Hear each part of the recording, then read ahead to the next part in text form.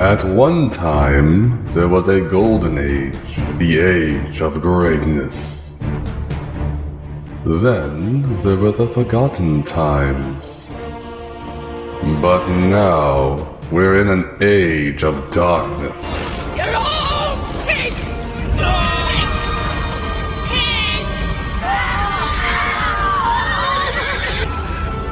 But then came a time of two heroes, bringing back the awesome to slay the silliness of our woke overlords. We can only pray they are not too late. Hello, my green skins. So we had just put up the review for Dragon Slayer, and now we're working on Legend. And Legend, interesting movie. We had our third chair decided to nope out of this one because he didn't like it, but he had Prince of Baba stuff to do. Oh Jesus fuck! And what did you think of Legend? I thought this movie was, for the lack of better words, legendary. You know what?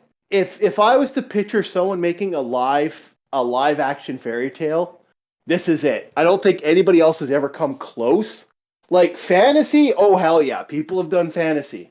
Has anyone done a real live action fairy tale? I think the only other one that ever came close is David Bowie's Labyrinth. What about Willow? Isn't that a fairy tale too? I would say fantasy, not fairy tale. Or maybe like Hook, like any Peter Pan kind of style. Isn't that a fairy tale? I would say that's fantasy, not fairy tale. I would say the Hook movie. Well, then what counts as fairy tale? It has to have a fairy in it, right? Well, environment, an otherworldly feel. I think this movie has that in a lot of ways, and it's almost odd in its look, feeling, environment. It's well done in a lot of ways, and they did an amazing job. The scene work looks really good. So, what about you? Well, we'll start off with the story. Well, let me just get like a first impression, and then we can go to story. Because for me, I think this movie is really interesting, where it has a sci-fi background, since Ridley Scott was known for his Alien films, and then yet this is like a big, like dark fantasy spin to that. So in Alien, we had our cast kind of like stuck in this ship in the middle of nowhere. And then here we have this forest in the middle of nowhere with also like a underground mountainous layer where like Tim Curry lives in. Yeah, Tim the Man Curry. You always got to get a little Tim Curry in your diet, and that's pretty much what this is.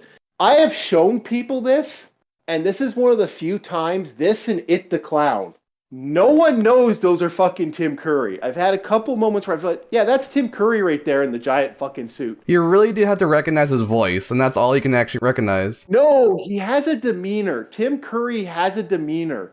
The guy, if you're a fan of his stuff, and I'm a hardcore fan of Tim Curry stuff, like there's not, I like almost, that's the main reason I watch, like, I watched Legend when I was a kid. But I watch Clue because of Tim Curry. I watch Clue for two other reasons. Yes, we know those reasons. You and your sinful ways. Halt! You may not caress my maid's awesome boobage. Yep. So, do you want? Let's break down the story, or do you want to say something else here? Or? Let's break down the story because I don't remember much of it. Okay. It starts with our lead. One of our protagonists, I guess, would be Princess Zelda, and she's escaped Hyrule again to go visit her nanny, and then she calls on Link, and then she ends up touching the Triforce. I mean unicorns. I mean, holy fuck, is this fucking movie Zelda? Like, alright, we get it. It's very similar to Zelda. Very similar. But I think both of them had a similar upbringing or, inspiration from something else. There's something else that inspired both of these. Which is The Great Gatsby. Why the fuck The Great... Okay, I look up this and we're like, apparently The Great Gatsby inspired this. And we were both thinking to ourselves, how the fuck does The Great Gatsby inspire... What? Okay, I've read The Great Gatsby. What the fuck? Wait, here, I can explain this really quickly. Alright, so, during the time of the early 1900s, there was stuff like Peter Pan coming out, other fairy tales and such that were like, Pinocchio, whatever. And there's also an art style called I can't pronounce it. It's Art Nuevo. And it was an art style that came before Art Deco. And this whole art style was very feminine, very fairy tale like. Had a lot of flowers. It does have that beautifulness. And again, this is what we'll have to get to the effects, because the effects that we'll fucking be sitting there gushing about, because we're both kind of film heads. So she commits the atrocity of touching a magical unicorn. Well, because only a pure soul could touch one, and then I don't think her touching it was the problem. I think it's because the unicorn was shot by a poisonous arrow, right? And then it jumps to her being a total woman and like going, hey, hun, I lost my ring. Can you go and fucking get it in that fucking ocean in that big fucking pool over there? So Link has to jump into the fucking river to go find this ring, almost drowns. Winter comes because they end up killing a unicorn, the goblins, and we get to watch kind of what happened.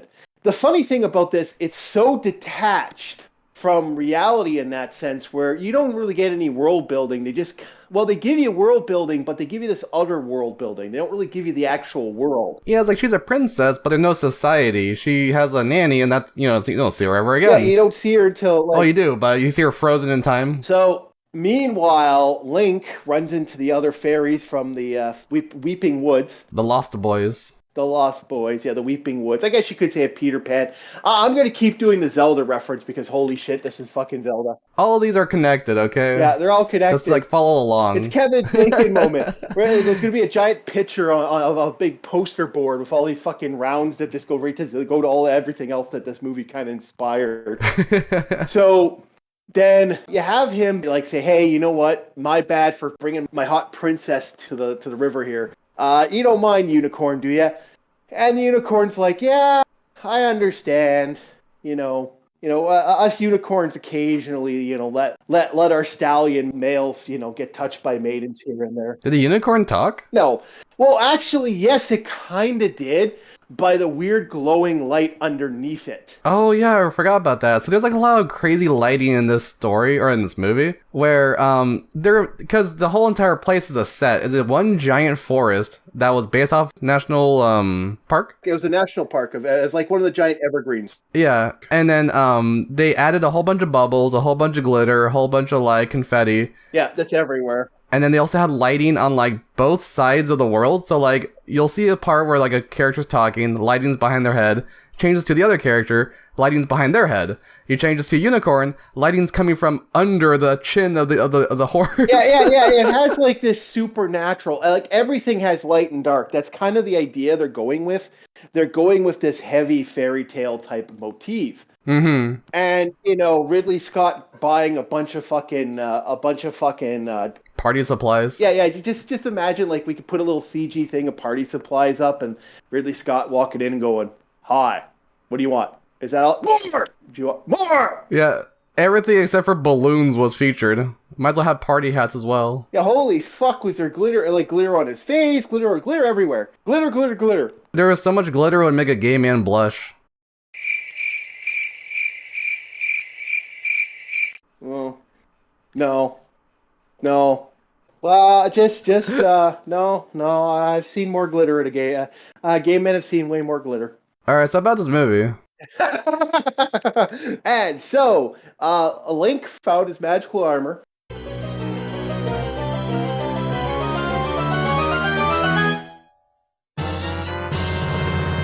Which he barely uses in this fucking movie. He gets a magical sword, shield, whole 9 yards.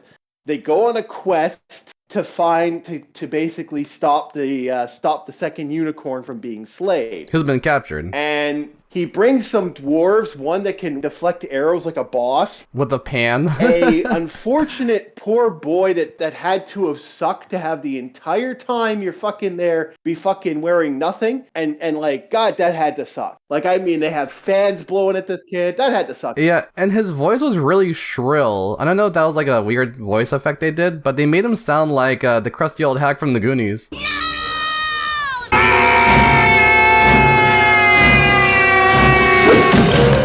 Yeah, he sounded a little bit A, a little bit B. I kind of like that because because he's supposed to be an elf. Like the all the other guys are gnomes. He's supposed to be an elf. And then one of the other guys that kind of And he gives him that stupid riddle. yeah, and then he switches one of the bad guys switches sides, and that was actually a changeling you could see by the one hand. Ah. An interesting idea. Yeah, those goblins reminded me the whole time of like Power Ranger background characters, like the weird pig man and the bat guy. Yeah, I swear I could hear that that Power Ranger music, which we can only play like a half. Yeah, Rita Repulsa, just like going, oh, I got such a headache. It looks like these two YouTubers used our Power Ranger sound effect. Get them! We know that's how it works. So after he basically fights a sea hag or no, a swamp hag. A swamp ass. Yeah, a swamp hag. A swamp lass. A swamp hag. Which, by the way, that looked amazing. Like, that looks so epic. I liked it. But it was too... Okay, here's the thing. This is something we forgot to mention. This is a movie directed at kids, and they have a moment where the swamp hag gets her head chopped off, and she's, like, screaming bloody murder. Yeah. Like, this is more terrifying than Return to Oz, when all the heads, like, turn to the little girl.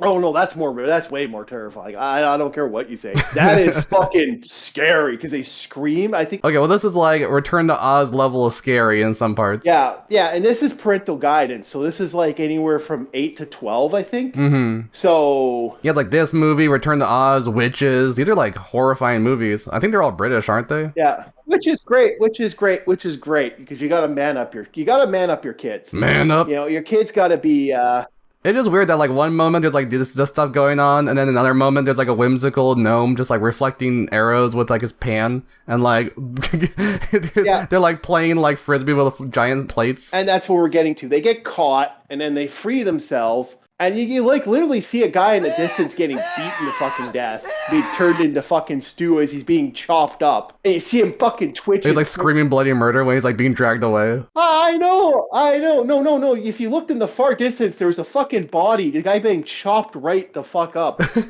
And you can see him twitching and screaming and shouting. Oh, Holy goodness. fuck. So... Meanwhile, they've captured the princess, and she gets introduced to Ganon. And I know we can't show so much of the scene. Maybe we can do it without sound. That introduction to darkness or Chernobog is fucking amazing. Yeah, just him coming out of the mirror. It's a reflection of yourself coming outwards to show the inner darkness. Yeah, it's so fucking epic. Like, when I saw that the first time, I was just like, God damn! And it's that whole... It's awe-striking. It is. It's almost... And seeing him kind of lurch over her, it's terrifying. It's equal parts... And his hooves coming out first, and then the big, giant, meaty claws, and then, like, the giant horns come out, and he's like, oh, I'm gonna seduce you now. And that whole scene itself is amazing looking. But then we get to... Then the heroes figure out a way to get rid of the darkness by... air quotes there. We'll have to put air quotes every time. The darkness. Darkness. Darkness, yeah. You darkness! You know, I hate to say it, we got to get Dave Chappelle's approval.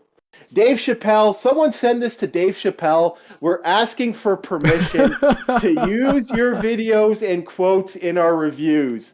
I know this is coming from two white guys, but fuck it. You work perfect for our stuff. We want your permission.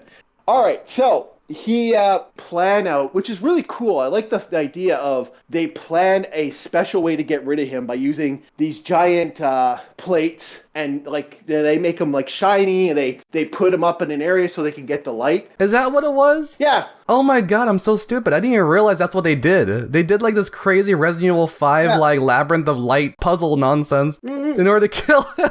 Yeah, and then the epic boss battle happens, and then they get the unicorn horn that got chopped off in the beginning bit, and then they get they sew it back onto the zombie unicorn. So yeah, they turn the unicorn into a zombie unicorn. That's a Jesus reference for y'alls. And then the hero gets the magical ring and gives it to a woman, and then his life is forever screwed. You make it sound like he didn't give it to the princess. He just gives it to some random bitch like the crowd. Well, once you're married, then, it's pretty much the same thing. Ah, shut up. All right, so That was the story. movie. Now let's get into the environment and the effects. Holy fuck, this is a 1985 movie, and it's amazing. That's the reason to watch this. This is a visual feast. Like, I know kids these days love their CGI, but you can't beat practical effects. Yeah. Like, if you have practical effects, even on a set, it's not a real forest, but it feels like it is. It does. You can control it still. It's still good. Yeah. You can still do it. CGI is horrible these days, especially in Marvel movies. Yeah, and it's sadly, it's funny because I watched Tremors. We've been watching because we're talking about doing a Tremors stuff, and like the later things where they start adding all the CGI is when Tremors really starts to suck. Oh goodness! Like Tremors 4, 5, and 6 when it's just like a CGI worm. Yeah, it looks nothing. It doesn't look like it's even there. Yeah, but the visual effects are the only thing that saves it because they add visual effects. If they didn't add visual effects, it doesn't look good. Like in the first, I know we're talking about Legend, but in the first Tremors movie, when the worm comes out into Bert's underground bunker, that's a real moment. It's actually there. It feels like it's breaking through an actual wall, because it is, pretty much. It's terrifying. You get sucked into it. Yeah, you do. CGI, you're just like sucked out of it. And that's the amazing, from the environment to the visual. Like, yeah, it's not exactly the perfect movie, except for like, I would say the Goblin guys look really otherworldly. And, Yeah, costumes are on point. The setting's on point. The symbolism is on point. But then the story comes in and we're like, it's kind of there, not really. It's a fantasy, but it's beautiful, like the environment, and there's a lot.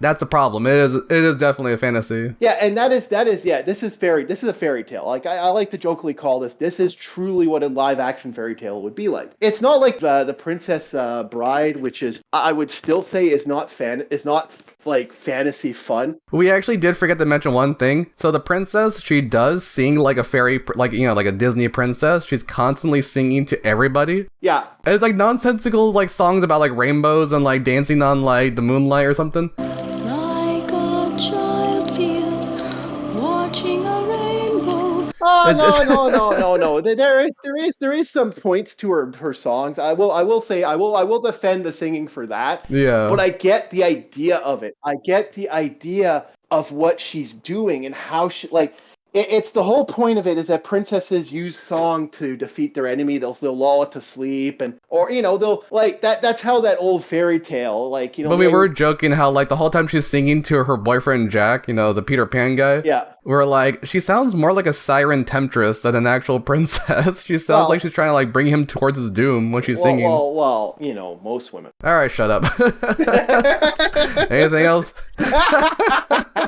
You're gonna get me off onto like what do you call it? Like one of those rants where I can't get out of. So anyway, okay. Other than that, there's some cool scenes. Like, I think one of the greatest visuals is the scene where she's dancing and everything moves, and it's almost like this otherworldly when she was dancing with with her altered self, with the her shadow self. Yeah, and as she starts dancing, she shifts into the clothes, which I like I said, that was just epic. Like, you saw statues moving and watching her, just staring at her. Yeah, it's like a baby statue just like looking at her and like scratching his ass. Well, still, it actually dances and stares at her, and it's almost like eyes open up an area, like there's an eyes that are staring at her with a weird gothic face. Even the surrounding area where they have dead bodies, they piled up to make some sort of art. And you get a story that those are all the heroes that went and tried to fight the darkness and lost. Yeah, I didn't even catch that until you mentioned that. I'm like, God damn, that's like a really nice like addition to it. Like, really, Scott always puts like a history in the background, like better than Dark Souls could ever do. Yeah, I know. I think that's the one thing about Ridley Scott I've always liked about his work. Like, I think he fails in a lot, but I think that's because he's at that point in his life where no one's telling him no. He's a very visual artist. He is, but like I said, no one tells him no, and that's true. You got to watch out when you start getting to that point where, like, that's the George Lucas syndrome. I think, like, a lot of George Lucas stuff, no one says no. Yeah. So what did you think of the acting for this movie? I mean, the acting surprisingly was good, but when I say it's good, I had to add a bit of a caveat. It's good in the same way as, Martin Scorsese's Dracula movie was good. minus the Keanu Reeves part of it. Well, you know what? That's the funny thing about it. That's the funny thing. Like it's the acting I like is not from the main two characters. The acting is from fucking Tim Curry. Yes. Tim Curry, who's one of the most amazing fucking actors on the fucking planet. Yeah, and it's same how in Dracula you had what's his name? Christopher Lee? Was he the Dracula? No, Christopher Lee was not Dracula. I can't remember who it. Who was the guy that played Dracula in that Martin Scorsese movie? I can't remember the his villain name. is like the better actor of the whole thing. Yeah, he's amazing. Like he is really well done, and you can see moments where it is Tim Curry. Like again, for a fan like me, I kind of like his work. Like especially like I got into his work because of Command and Conquer, but that's just me. Oh really? Yeah, that's space. Like goddamn, Tim Curry made me laugh. Spice. Was like Space! I love Tim Curry in that. Tim Curry has some of the best things. Like I would love to do a thing just on Command and Conquer one of these days. But anyway, Tim Curry was amazing in that for like, and he has this way of gravity. He has this way of doing stuff and saying stuff. He really is good at it. yes. Another one was the child actor. Yeah, that one impressed me a lot. He moved in a way and danced and stepped and did stuff that made him look like, even though, like I said, again, he had to do it fucking in underwear. Body language is really hard for children actors, and he nailed it like on point. Like all the body language he needed for that role was right there. Yeah. I like it when an actor doesn't really need dialogue to get a point across, because I'm not much of a fan of like silent films, but this kid, the way he acted with his body, he could be in a silent film. Oh, he had his fucking crazy eyes. Yeah, the crazy eyes. That just made me go, fucking, yeah, you could tell he's ready to kill this guy for what he had done. Yeah, he gave the death stare that Dracula did in Dracula versus Billy the Kid. Yep, I guess. There's a really obscure reference for you like movie fans. Yeah, it was well done. A lot of the other actors, like the girl who plays the fairy, the way she tilts her head, it's almost like this otherworldly. And again, that's what made this movie great. It has such great gravity and atmosphere that throws you back into another world. Like, it is otherworldly, and that The music's good too. yeah, and that's what I was getting to next. What'd you think of the music? And the music is really well done. They did a great job. It fits when there's like Yeah, like when there's like an evil part, you feel the evilness of the music. When there's a good and whimsical part, you feel the whimsy of the music. yeah. And then like the whale songs constantly in the background whenever a unicorn's nearby. I know it's supposed to be like a surrealness of like a horse's whinny. Yeah. But to add whale songs to it makes it even more like, you know, like echoing and reverb and all that stuff. It makes it feel like you're underwater the whole time. It's otherworldly, and that's what does it. It's such Yeah, like either underwater or in space. It doesn't make you feel like you're on Earth anymore. yeah, and that's what does it. That's what makes this really, really well done. And it does. Oh, and speaking of space, the way that Tim Curry dies in the end of the movie, that's like, we were talking about how that's literally just like how the alien dies in Alien. Yeah, that's Ridley Scott's little thing. He has to throw everybody into space. Yeah, everybody goes I out into also space, make the chuck joke, them I out was there, talking to like a the buddy bear of in mine Hercules. about that. I said, I know more women that like this movie than men, because men like the more, like, I hate to say it, Conan ruined movies for men. No, he didn't ruin it. He made it better. He just directed it towards men. Yeah, I think he aimed it. And I would say that this was a great movie overall. What do you want to give this thing? What do you want to rate this bad boy? It's kind of hard to rate this one because it was boring at a lot of times, but not like boring as Dragon Slayer was. It was like because like when we were talking about this with Dark, it's a bit too lingering. So the story is kind of not there, but all the symbolism and all this like, wonderful sets and wonderful moments. Action, not really there, but then you have all this like great like, moments of like dialogue and, back and forth. So I would give this probably, I don't know, I hate to say this, but I keep giving these things 7s, but I would say it's around a 7. I would say it's a 7.5 for me because it's one of my more favorite movies. It's not my favorite. Like, again, we're going to be getting to one of my top favorite movies coming up, and that's going to be an awesome movie. So yeah, I'll give it a 7, and I think they did a 7.5. Great movie.